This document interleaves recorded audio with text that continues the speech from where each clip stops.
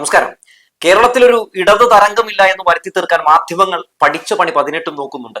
മാധ്യമങ്ങളുടെ double game പൊളിച്ചെന്ന് മന്ത്രി P Rajeev അതിഗംഭീരമായിട്ടുള്ള ഒരു വാർത്താ സമ്മേളനം നടത്തിയിട്ടുണ്ട്. അതിലെ പ്രസക്ത ഭാഗങ്ങൾ നമുക്കൊന്ന് കാണാം. ചെന്നിത്തല കത്തയച്ച് എല്ലാവരും ആവേശപൂർവ്വം തന്നെ വന്നല്ലോ.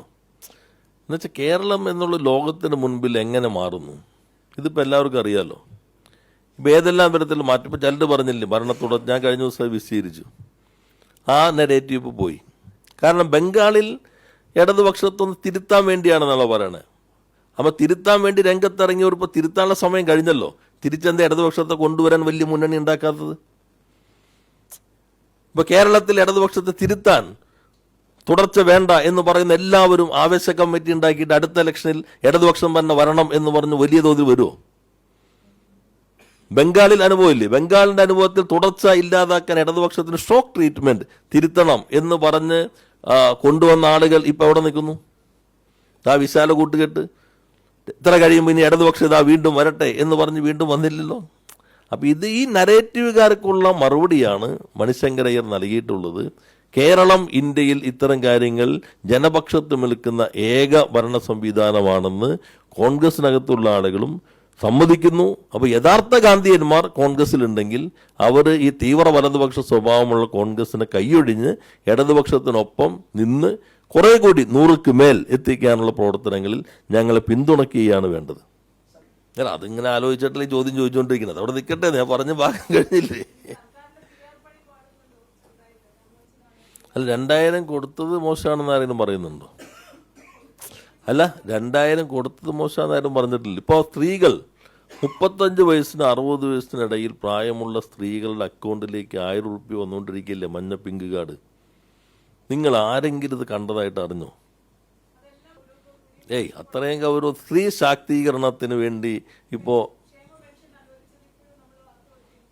വാർത്തിപ്പോൾ അല്ല കൊടുത്തോടത്തോളം നല്ലത്. ഞാൻ പറഞ്ഞ ആദ്യമായിട്ടല്ലേ ഇപ്പം നമ്മൾ. എന്നാൽ ഒരു പത്രം തമിഴ്നാട്ടിൽ 5000 രൂപ ഇത് ഒറ്റയടിക്ക് സ്റ്റാലിൻ കൊടുത്തിരിക്കുന്നത്. അപ്പം ഞാൻ വായിച്ചപ്പോൾ വിചാരിച്ചു 5000 വർദ്ധിപ്പിച്ചിട്ടുണ്ടാവും. അല്ല, 1000 കുടിശ്ശികയും ബാക്കി അടുത്ത മാസത്തേക്ക് എന്തെങ്കിലും തടസ്സം തെരഞ്ഞെടുപ്പിലുണ്ടെങ്കിൽ അതുകൂടി മുൻകൂട്ടി കണ്ടിട്ട് തലക്കെട്ട് എങ്ങനെയാണ്?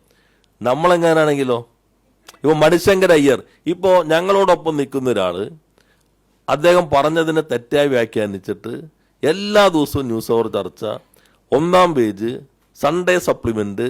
അപ്പോൾ അദ്ദേഹം തന്നെ പറഞ്ഞു ഞാൻ ഇതല്ല ഉദ്ദേശിച്ചത്, എന്നാലും വിടില്ല. എന്നാൽ മണിശങ്കരെ പോലുള്ള ഒരാൾ ഇത്രയും പരിണിതപ്രജ്ഞനായ കോൺഗ്രസിന്റെ ഏറ്റവും പ്രധാന നേതൃനിരയിലുണ്ടായിരുന്ന മന്ത്രിയായിരുന്ന ഒരാൾ ഇതേപോലെ പ്രസ്താവന നടത്തിയിട്ട് ഇന്നലെ തിരക്കുകാരന് യാത്രയിലായതുകൊണ്ട് ഞാൻ കണ്ടില്ല. ന്യൂസ് അവറിൽ എല്ലാവരും പോലെ ചർച്ച ഉണ്ടായോ? ന്യൂസ് അവറിൽ മറ്റേ ചർച്ച തുടർച്ച വേണ്ടെന്ന് എത്ര ദിവസം ചർച്ച ചെയ്തു നിങ്ങൾ? അല്ല, ഞാൻ ചോദിച്ചതല്ല. ഈ മണിശങ്കരെ പോലൊരാൾ, കോൺഗ്രസിന്റെ മേധാവായ ഒരാൾ, പിണറായി സ്തുതി എന്നുള്ളതല്ലത്. മഹാത്മാഗാന്ധിയുടെ ദർശനം പിന്തുടരുന്ന ഇന്ത്യയിലെ ഏക സർക്കാർ കേരളത്തിലേതാണ്, ഇടതുപക്ഷ സർക്കാരാണ്. അതുകൊണ്ട് എൻ്റെ പാർട്ടി കൈയൊഴിഞ്ഞ ബാറ്റൻ പ്രിയപ്പെട്ട മുഖ്യമന്ത്രി ശ്രീ പിണറായി അങ്ങ് ഏറ്റെടുക്കൂ എന്ന് മണിശങ്കരയിൽ പറഞ്ഞപ്പോൾ അത് ചർച്ച ചെയ്ത 3 ദിവസം ന്യൂസ് അവർ ചർച്ച ചെയ്ത് ഒരു ദിവസം ഞങ്ങൾക്ക് അതും വെച്ച് തരണ്ടേ? അത്രേ ഉള്ളൂ. ഒരു ന്യൂസ് ഓർന്ന് വയ്ക്കുന്ന അജിത. അല്ല, ഇത് പറ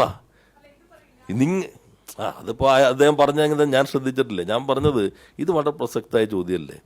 1-ാം പേജ് ലീഡ്, അതിനുശേഷം ഇപ്പോൾ സ്വർണത്തിൻ്റെ തന്നെ പോകുന്നില്ലേ? കൊടിമരം നിങ്ങൾ വിട്ടോ? കോൺക്രീറ്റ് എങ്ങനെ തുരുമ്പ് പിടിച്ചു, അല്ല ചെതലരിച്ചു, തുരുമ്പ് പിടിച്ചു ചെതലരിച്ചു, നിങ്ങൾ വിട്ടോ? ആ 2 കോടി എങ്ങനെ കറങ്ങി നടക്കണു, നിങ്ങൾ വിട്ടോ? അപ്പോൾ കുറച്ചുകൂടി യാഥാർത്ഥ്യബോധത്തോടെ നമ്മുടെ നാട് നന്നാവാൻ നിങ്ങളും കൂടി സഹകരിക്കുക. എന്താണ് മണിശങ്കർ അയ്യർ പറഞ്ഞത്?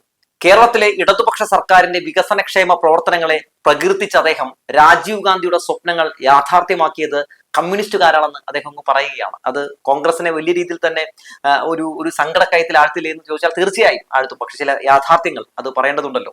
ഒരു കോൺഗ്രസ്സുകാരനായിരിക്കുമ്പോൾ കേരളത്തിൽ UDF വിജയിക്കണമെന്നാണ് തന്റെ ആഗ്രഹം എന്ന് പറഞ്ഞ ശേഷം അദ്ദേഹം പറയുന്നു, ഒരു ഗാന്ധിയൻ കൂടി ആയതിനാൽ എനിക്ക് സത്യം പറഞ്ഞേ മതിയാകൂ. അതായത് കേരളത്തിൽ LDF ഭരണത്തിൽ തുടരും എന്ന് അദ്ദേഹം പറയുകയാണ്. ഒപ്പം പറയുന്നു പിണറായി വിജയൻ തന്നെ അടുത്ത മുഖ്യമന്ത്രിയാകും എന്നൊക്കെ മുതിർന്ന കോൺഗ്രസ് നേതാവും മുൻ കേന്ദ്രമന്ത്രിയുമായ മണിശങ്കർ അയ്യർ പറയുമ്പോൾ എങ്ങനെയാണ് അദ്ദേഹം പറഞ്ഞ ആ പ്രതികരണം എടുത്തുകൊണ്ട് ഒരു അന്തിച്ചർച്ച മനോരമ നടത്തുക, അല്ലെങ്കിൽ മാതൃഭൂമി നടത്തുക, അല്ലെങ്കിൽ വലതുപക്ഷ മാധ്യമങ്ങൾ നടത്തുക? അല്ലെ, കോടികളുടെ PR വർക്ക് നടത്തി വ്യാജ പ്രചരണം നടത്തി കേരളം പിടിക്കാൻ UDF ശ്രമം നടത്തുന്നതിനിടെ മണിശങ്കർ അയ്യരുടെ പ്രതികരണം വലിയ ക്ഷീണം തന്നെയാണ് പ്രതിപക്ഷത്തിന് ഉണ്ടാക്കിയിരിക്കുന്നത്, സതീശനും സംഘത്തിനും ഉണ്ടാക്കിയിരിക്കുന്നത് എന്നുള്ള കാര്യത്തിൽ ഒരു തർക്കവുമില്ല. അതുകൊണ്ടാണല്ലോ മണിശങ്കർ അയ്യറിനെ സമൂഹ മാധ്യമങ്ങളൊക്കെ വലിയ രീതിയിൽ തന്നെ കടന്നാക്രമിച്ചുകൊണ്ട് വളരെ മോശമായ രീതിയിൽ അദ്ദേഹത്തെ ചിത്രീകരിക്കുന്ന കാഴ്ചയൊക്കെ നമ്മൾ കണ്ടുകൊണ്ടിരിക്കുകയാണ്. മാത്രവുമല്ല, മാധ്യമങ്ങളുടെ അന്നദാതാവായ KC വേണുഗോപാലിനെ പറ്റി എന്താണ് ഈ മണിശങ്കർ അയ്യർ പറഞ്ഞത്? കോൺഗ്രസിന്റെ എക്കാലത്തെയും മോശം സംഘടനാകാര്യ സെക്രട്ടറിയാണ് KC വേണുഗോപാൽ എന്ന് അദ്ദേഹം പറഞ്ഞു. ഒപ്പം പറഞ്ഞു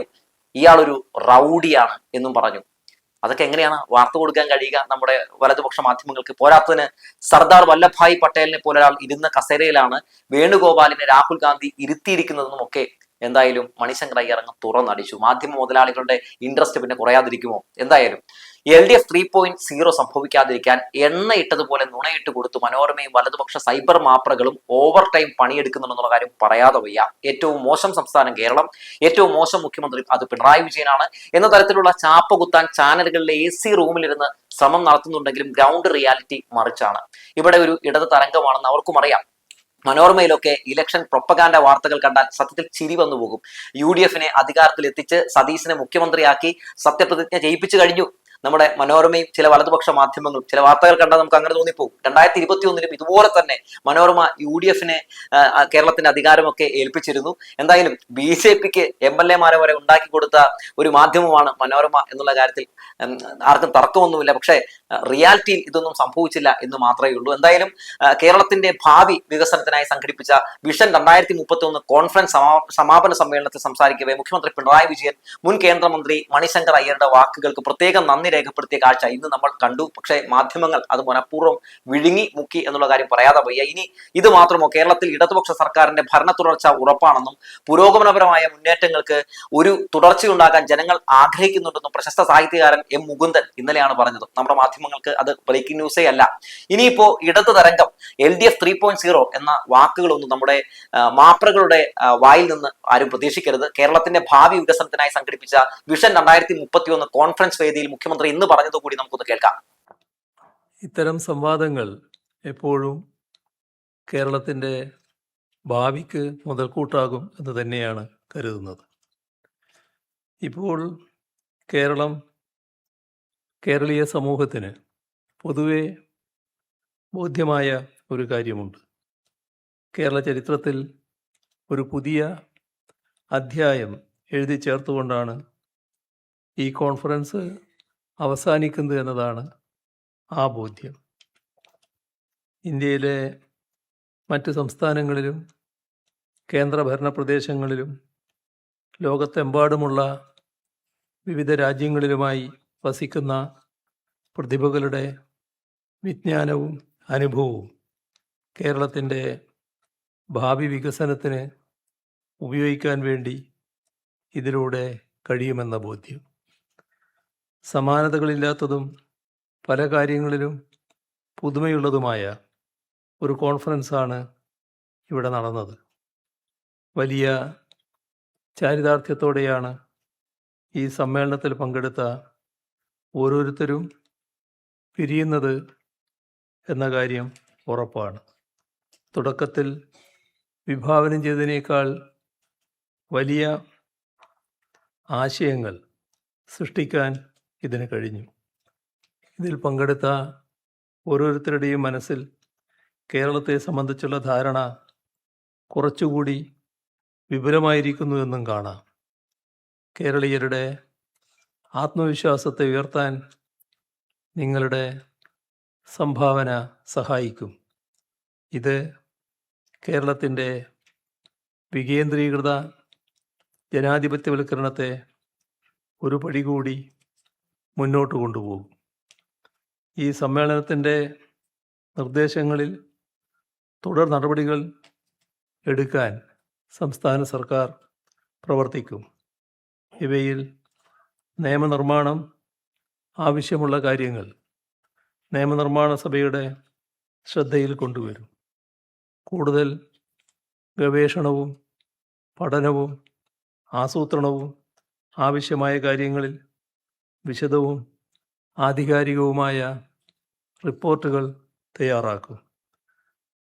നയപരമായ കാര്യങ്ങളിൽ സർക്കാർ തീരുമാനമെടുക്കുകയും ചെയ്യും. യോഗ്യമായ ആശയങ്ങളെ പ്രോജക്റ്റുകളാക്കി മാറ്റുകയും വിവിധ സർക്കാർ അർദ്ധ സർക്കാർ ഏജൻസികൾ വഴി നടപ്പിലാക്കുകയും ചെയ്യും. അങ്ങനെ ഐക്യ കേരളം പിറവികൊണ്ടതിൻ്റെ 75-ാം വർഷത്തിൽ നമ്മൾ വിഭാവനം ചെയ്ത ഒരു നവകേരളത്തിലേക്ക് എത്തിച്ചേരും. അതിൻ്റെ അടിത്തറയായി വർത്തിക്കാൻ കഴിയുന്ന ആശയങ്ങൾക്ക് ഊടും പാവും നെയ്ത ഈ സമ്മേളനത്തിൽ പങ്കെടുത്ത ഓരോരുത്തർക്കും നന്ദി അറിയിക്കട്ടെ.